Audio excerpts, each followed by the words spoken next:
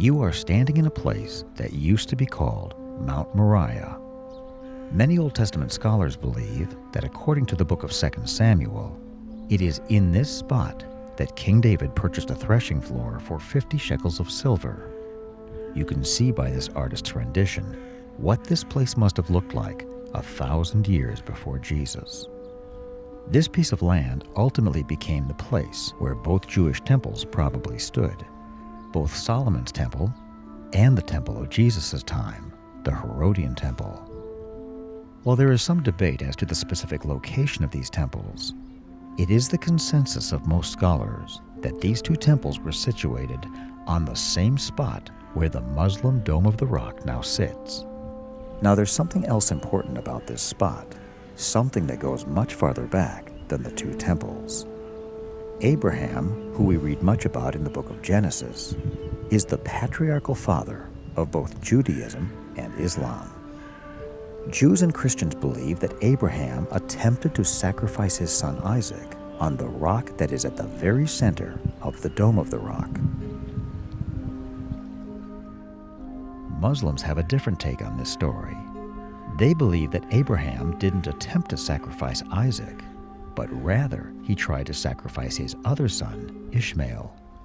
That's another reason why this place is important to Jews, Christians, and Muslims. But there's something else. According to Muslims, it is here where their prophet Muhammad was supposedly catapulted into heaven, where he spoke with various celestial beings, including Jesus himself. While we have no tangible evidence that Muhammad was ever here, we know that this was the site of two great Jewish temples. Both of them were torn down by foreign nations that ultimately occupied this land, first by the Babylonians, and lastly by the Romans.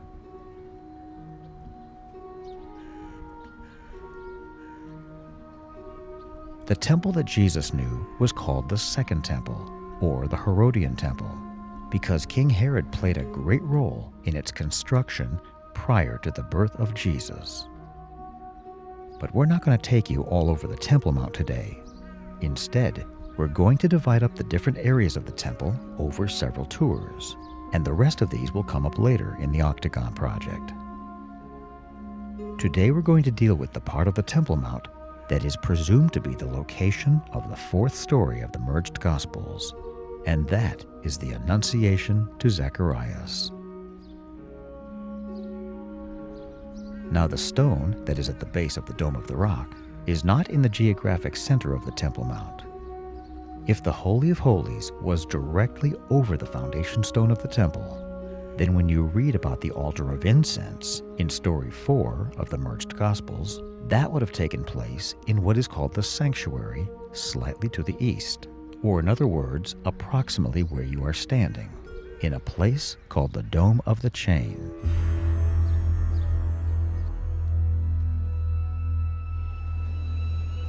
Now this story is about a man named Zacharias. Who was he? Zacharias was a Jewish priest in the 1st century, and in story 7 of the merged Gospels, he became the father of John the Baptist. But we're in story 4, where Zacharias is burning incense in the sanctuary of the temple, when he was spoken to by the archangel Gabriel, who told him that he would be the father of John the Baptist. In our 4 canonized Gospels, Zacharias' name only appears in the Gospel of Luke. But that's not the only place in history where we read about this man. Zacharias is a prominent figure in the Proto-Evangelium of James, which may have been written in the 2nd century, but much of it is about the events that took place before the birth of Jesus. Now here's the first question. Where did this story come from? Who started it? According to the Gospel of Luke, Zacharias was alone in the temple sanctuary, and he was talking with an angel. So back to the question, who recorded this story? How do we know that it's legitimate and not a myth? The events of this story must have come to us first from Zacharias, and then from Mary herself. She would have heard about this entire ordeal, When she went to visit Elizabeth and Zacharias for 3 months, while she was pregnant with Jesus, there is no doubt about it. Mary is the source of this story. In fact, Mary is the source of virtually everything that we know about the gospel regarding Jesus' birth and his childhood, and probably a lot more after that. Now here's an interesting fact. The original Church of the Holy Sepulchre was 1,000 feet away from this spot. What's so interesting is that the size of the Dome of the Rock is almost exactly the same size as the dome on the original Church of the Holy Sepulchre. The difference between the two domes was extremely small. It's obvious that the people who built the Dome of the Rock were deliberately copying the Church of the Holy Sepulchre. And now the pieces come together. The builders of the dome wanted to erect a beautiful Muslim building that would compete with the majestic churches of Christianity and would serve as a symbolic statement to both Jews and Christians of the superiority of Islam.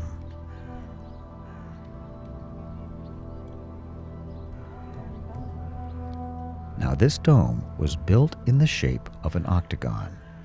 It's important to remember what the octagon symbolized in Christianity. The octagon symbolized the resurrection of Jesus and the new life in Christ. And by the time that this dome was built, the message of Jesus' resurrection was everywhere. All across this land, churches had been built with an octagonal shape, each one making an architectural statement that Jesus had risen from the dead. Notice that when the Muslims copied the octagonal scheme of the Byzantine churches, they were copying this architectural statement that Jesus had risen from the dead, which is a teaching that the Muslims deny. And yet this building stands here with all of the symbols that point to the truth of the resurrection of Jesus. If the builders had understood that this is what the number 8 symbolized, they might have reconsidered building this dome with 8 sides. But as it is, the Dome of the Rock, being Jerusalem's most recognizable landmark, is in itself a standing witness that Jesus Christ has been resurrected. And this is the epitome of irony. Instead of just being a statement against Christianity, the people who worship here find themselves occupying a dome that by its design affirms the truth of Christianity.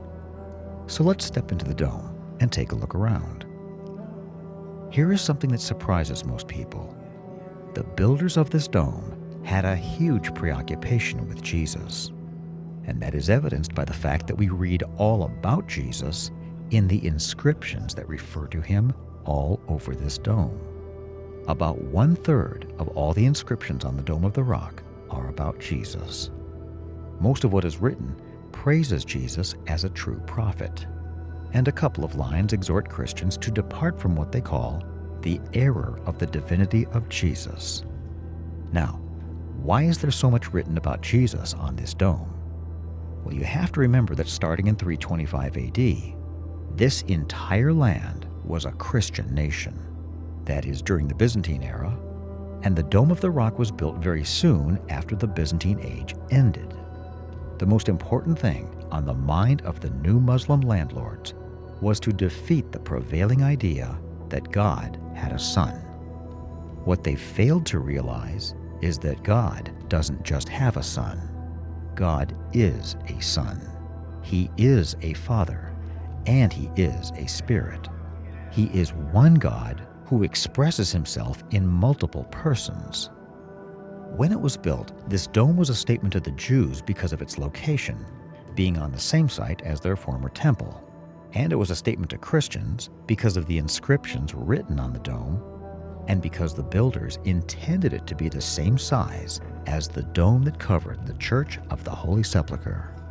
If you'd like to read a translation of these inscriptions, you can read them from the page that features Tour 2 of the Octagon project. Now, there's something else very interesting about the Dome of the Rock. Under the foundation stone, there is a cave. This cave is partly natural and partly man-made. It's called the Cave or the Well of Souls, because of an Islamic tradition that the souls of the dead reside here awaiting Judgment Day. Today it is used as a Muslim prayer room. Another interesting thing about this cave is that under the carpeting there is ornate marble tilework, and that the floor in the very center beneath this tile is hollow, but no one knows what is down there. There are 4 little prayer altars in this cave, one dedicated to Abraham, one to David, one to Solomon, and one to Elijah. You will notice that all of these are Old Testament persons. And on this concrete wall, there is a prayer niche called the mihrab. In Muslim places of worship, the mihrab always faces Mecca, which is the direction that Muslims are told to pray. This is the oldest mihrab in existence, dating sometime around the 9th century. Take a look at the video screen in the center of this room, and I'll tell you a little bit more about the place you're in right now. The Dome of the Rock has been sitting on the site of the Jewish temple since 692 AD, and it has looked virtually the same for 1,300 years. In 1993, King Hussein of Jordan purchased 80 kilograms of gold for $8.2 million, and this gold is what covers the dome today. The interior is equally lavish, every square centimeter being decorated with marble and mosaic tiles.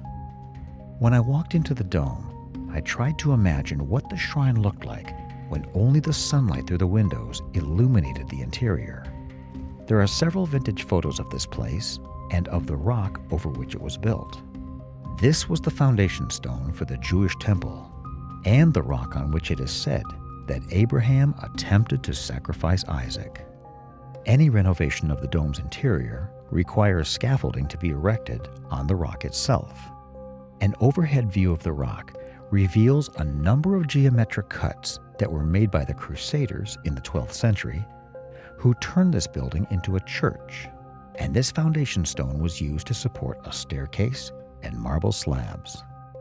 But to me, the most fascinating part of the Dome of the Rock is the room that you are standing in at this moment. The Muslims have used this as a prayer room ever since they discovered it, and as I started to search through this cave, I wondered what secrets it was keeping. For instance, the marble floor beneath the carpeting is intricately laid, and most scholars believe that it was part of the original decor of the Dome of the Rock.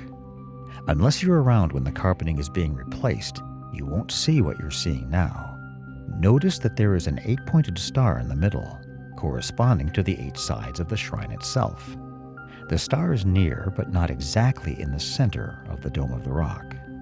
But it's under the rock, and my theory is that it marks the spot where the early Muslims believe that Muhammad was catapulted into heaven on his famous night journey. Now, there is another marble mosaic. Take a look at the octagon in the center of this design. You will notice that this smaller mosaic is due east of the larger mosaic. Because of its shape and position, I believe that this smaller mosaic is symbolic of the Dome of the Chain, which is also very near and due east of the Dome of the Rock. According to early Muslims, the Dome of the Chain was the center of the world. The Dome of the Chain is also built in an octagonal shape. The size of the circle of the large mosaic compared to the size of the octagon in the smaller mosaic is proportional to the difference in size between the Dome of the Rock and the Dome of the Chain. As you can see, the association between the two actual buildings on the Temple Mount and these two mosaics is inescapable. If all of this is true, the floor of the Cave of Souls is actually a map, marking the location of the center of the world and the point of Muhammad's ascent into heaven. Now, is there any mention of this room in ancient history? There is.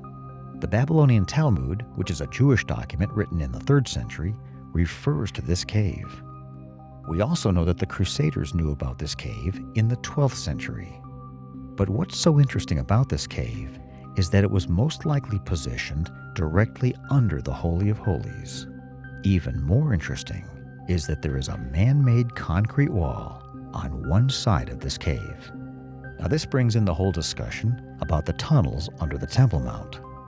In fact, there are exactly 45 cisterns, chambers, tunnels, and caves under the Temple Mount.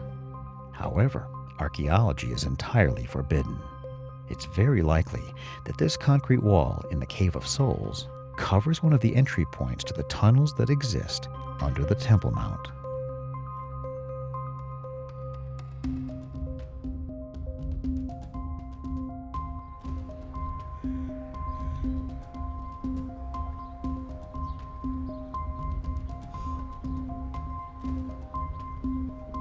We have just completed our first trip to the Temple Mount and our introduction to the priest Zacharias.